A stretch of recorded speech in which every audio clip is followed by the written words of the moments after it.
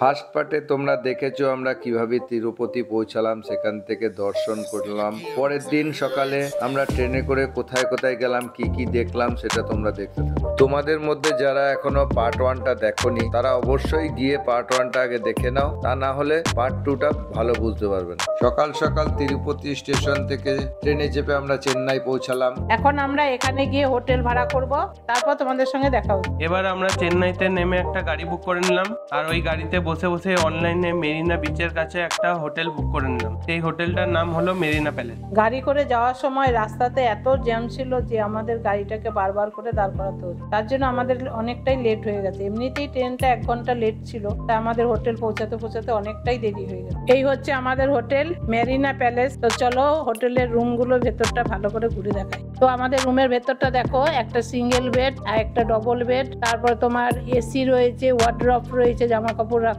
রুমটা বেশ ভালো ছিল এবং আমাদের বাজেটের মধ্যেও ছিল। চলো আমরা সবাই রেডি হয়ে গেছি, এবার আমরা দাদাইকে নিয়ে সবাই মিলে মেরিনা বিচে স্নান করতে যাব। বিচটা আমাদের হোটেল থেকে 1 কিলোমিটার দূরে, তাই আমরা পায়ে হেঁটেই স্নান করতে যাচ্ছি। তো চলো আমরা কিভাবে এনজয় করছি সেটা তোমাদেরকে দেখাই। এই সেই চেপক স্টেডিয়াম যার পাশ দিয়ে আমরা হেঁটে যাচ্ছি, এটা মেরিনা বিচের খুবই কাছে। এতদিন টিভিতে এই স্টেডিয়ামে খেলা দেখেছি, অনেক ছোটই দেখাতো, আজ কাছের থেকে দেখছি স্টেডিয়ামটা অনেক বড় লাগছে। দুপুর বেলায় স্নান করতে বেরিয়েছিলাম, তাই খুব খিদা পেয়ে গেছিল। অনেক খোঁজাখুঁজির পর একটা বাঙালি হোটেল পেলাম, মা কল্যাণী। সেখানে আমরা দুপুরের লাঞ্চটা করতে ঢুকলাম।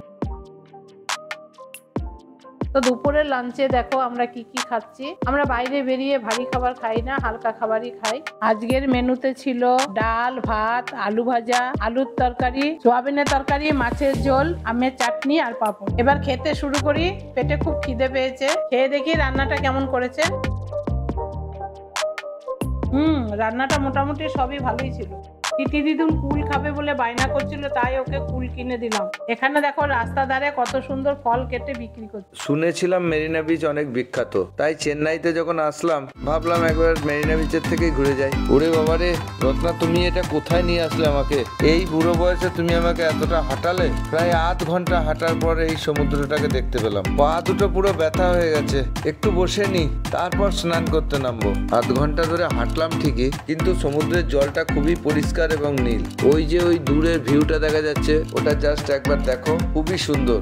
সব থেকে বড় প্রবলেম এই বিচে একটাই, যে রাস্তার থেকে সমুদ্র পর্যন্ত প্রায় 8 ঘন্টা হাঁটা পথ। অবশেষে পৌঁছে গেছি যখন, এবার স্নানটাও সেরে ফেলি। এই বিচের ঢেউগুলো পুরী বা দীঘা সমুদ্রের মতন ছোট নয়, এখানে ঢেউগুলো অনেক বড় বড়, কারণ ঢেউগুলো কাছেই ভাঙছে। ওরে বাবারে, ঢেউগুলো কত বড় বড়, ভয় লাগছে কিন্তু মজাও লাগছে। অনেকক্ষণ স্নান করার পর আমরা একটা অটো ধরে হোটেলে ফিরে এলাম। হোটেলে ফিরে রেস্ট নিয়ে আমরা বিকেল বেলায় বিচের ধারে কিছু শপিং করার জন্য বেরিয়ে পড়লাম। মা, ওই দেখো তোমার নামে রেস্টুরেন্ট। হ্যাঁ তাই তো, চলো এটাতে ঢুকবো, এটাতে নিশ্চয়ই খাবার ভালো হবে। তোমার নামের না, সেই জন্য খাবার নিশ্চয়ই ভালো হবে। ও তোর মায়ের নামে দোকান, সেই জন্য বলছিস খাবার ভালো হবে? ঠিক আছে চল দেখি। তোর মায়ের নামে দোকানের খাবার ভালো হবে তো? হ্যাঁ, মায়ের নামের দোকান, ঠিক ভালোই খেতে হবে, দেখবে।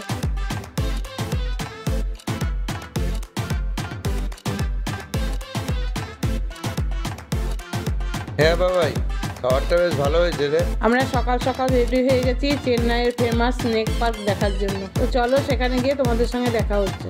স্নেক পার্কে যাওয়ার সময় আমরা কিছু শুকনো খাবার কিনে নিলাম, কারণ স্নেক পার্কটা ঘুরতে অনেক টাইম লাগবে। হোটেল থেকে বেরিয়ে একটা অটো বুক করে আমরা স্নেক পার্কে চলে এলাম। দেখো স্নেক পার্কে ঢুকেই একটা বড় ডাইনোসরের স্ট্যাচু রয়েছে, আর বাঁদিকে দেয়ালের ভেতরে কি কি আমরা দেখতে পাবো সেগুলো ছবি দেওয়া রয়েছে। এবার আমরা চিলড্রেন পার্কের সামনে চলে এসেছি, কিন্তু দুঃখের বিষয় এখানে কনস্ট্রাকশনের কাজ হচ্ছে, তাই এটা বন্ধ আছে, যার জন্য এটা তোমাদেরকে দেখাতে পারলাম না। ঠিক আছে চলো এখন স্নেক পার্কটাই তোমাদেরকে ঘুরে দেখাই। টিকিট কেটে এবার আমরা স্নেক পার্কের ভেতরে ঢুকলাম। চলো এবার ভেতরে কি কি আছে সেটা তোমাদেরকে দেখাই। ঢুকেই প্রথমে একটা ম্যাপ দেওয়া আছে, এই ম্যাপটাতে সবকিছু দেখানো আছে কোথায় কি আছে। এই ম্যাপটা যদি তোমরা কেউ দেখতে চাও তাহলে ভিডিওটা পজ করে দেখতে পারো। মা দেখো কত বড় সাপ, এটা কি আসল সাপ মা? হ্যাঁ রে বাবু, এখানে সবকিছুই আসল। বাবু এই সাপটা দেখতে কি ভয়ঙ্কর, এটার কি নাম রে? এখানে তো দেওয়া নেই নাম, নিশ্চয়ই কোনো কোবরা হবে মা। এ বাবু দেখ কত বড় গিরগিটি।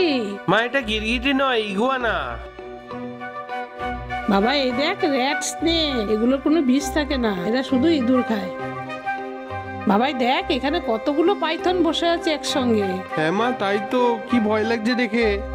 দেখ বাবু কতগুলো কুমির মরে গেছে, সেগুলোকে সাজিয়ে রেখে দিয়েছে। মা এগুলো একটাও মরেনি, সব কটা ঘুমাচ্ছে। বাবা এই কুমিরগুলোর মুখগুলো দেখ কিরকম সরু। বাবা এটা কুমির নয়, ঘড়িয়াল। আরে এটা তো আমি জানি, আমি দেখছিলাম যে তুই জানিস কিনা। দেখো এখানে কত স্কুলের বাচ্চারা দেখতে এসেছে, এখানে অনেক স্কুলের বাচ্চারাই মাঝে মাঝে আসে। সত্যি এটা দেখার মতনই জায়গা, এত রকমের সাপ এখানে রাখা আছে, সবগুলো তোমাদেরকে ঘুরিয়ে দেখানো সম্ভব না। এখানে দেখো একটা মিউজিয়ামও আছে, যেখানে অনেক রকমের সাপ, টিকটিকি সব প্রিজার্ভ করে রাখা আছে। এখানে দেখো এমনি করে সাপেরা নিজের এরিয়া দখল করার জন্য মারামারি করে। মাই দেখো এখানে কিং কোবরা আর তার ডিমগুলোকে কত সুন্দর করে বানিয়ে রাখা রয়েছে। দেখ বাবু পাইথনরা এইভাবে শিকার করে, একটা গোটা হরিণকে ধরে গিলে খেয়ে নিচ্ছে। এখানে দেখো কত সুন্দর নকল ফ্লাইং লিজার্ড এবং ফ্লাইং স্নেকও রাখা রয়েছে। সাপের মতো দেখো গো সাপও নিজেদের এরিয়া দখল করার জন্য মারামারি করে। এখানে দেখো কত সুন্দর আমেরিকান গ্রিন ইগুয়ানাও রাখা রয়েছে, কিন্তু এগুলো সব আসল, নকল নয় একটাও। এ দেখ বাবাই এখানে কত সুন্দর কচ্ছপও রাখা আছে। এখানে দেখো কত সুন্দর মানি প্ল্যান্ট, ঘর সাজানোর গাছ, চায়ের গাছ, বিভিন্ন রকমের গাছ রাখা রয়েছে। এগুলো তোমরা চাইলে এখান থেকে কিনেও নিয়ে যেতে পারো। তো আমাদের এবার স্নেক পার্ক ঘোরা কমপ্লিট হয়েছে, এবার আমরা এখান থেকে যাব অষ্টলক্ষ্মী টেম্পলে। এখানে দেখো কত বাচ্চা বাচ্চা হনুমান রয়েছে, এগুলো নিজেদের মধ্যে মারামারি করছে আর তেঁতুল গাছে উঠছে, তেঁতুল খাচ্ছে আর নিচে খেয়ে ফেলছে। স্নেক পার্ক থেকে তাড়াতাড়ি বেরিয়ে গিয়ে আমরা অষ্টলক্ষ্মী টেম্পলের দিকে রওনা দিলাম। অনেক আশা নিয়ে অষ্টলক্ষ্মী মন্দির দেখবো বলে আসলাম, আমাদের কপাল এতটাই খারাপ যে এসে দেখলাম মন্দিরটা বন্ধ হয়ে গেছে, কারণ 12টা বেজে গেছে। সকাল 6:30 থেকে 12টা পর্যন্ত খোলা থাকে, আবার বিকাল 4টার সময় খুলবে, 7টার সময় বন্ধ হবে। আমাদের ট্রেনের টাইম হয়ে গেছে, তাই আমরা আর ওয়েট করতে পারলাম না। হাতে যেটুকু টাইম আছে চলো আমাদের সঙ্গে বিচের ধারে ঘুরে আসি। বলো, মাঝিগুলো দেখো কত কষ্ট করে নৌকাগুলো নিয়ে যাচ্ছে মাছ ধরতে সমুদ্রের মধ্যে। সমুদ্রের ঢেউয়ের উল্টো দিকে নৌকাটাকে নিয়ে যাওয়া যে কতটা কষ্ট, সেটা আজকে আমরা নিজের চোখেই দেখলাম। তো আমাদের চেন্নাই ঘোরা আজকে কমপ্লিট হয়ে গেছে, এবার আমরা যাচ্ছি হোটেলে লাগেজ আনতে। লাগেজ নিয়ে এবারে আমরা স্টেশনে যাব, ট্রেনের টাইম হয়ে গেছে আমাদের।